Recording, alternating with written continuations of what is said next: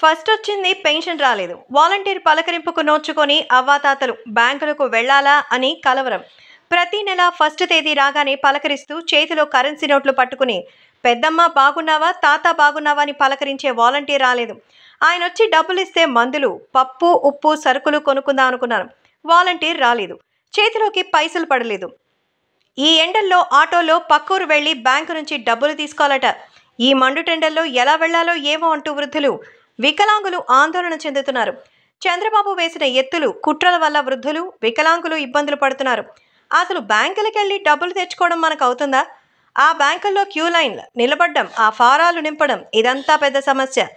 దానికి తోడు కొన్ని బ్యాంకులు తమ ఖాతాల్లో కనీస నిల్వ లేకపోతే కొంత పెనాల్టీ విధిస్తాయి. ఈ పేదల ఖాతాల్లో నిత్యం మినిమం బ్యాలెన్స్ ఉంటుందా అనేది సందేహమే.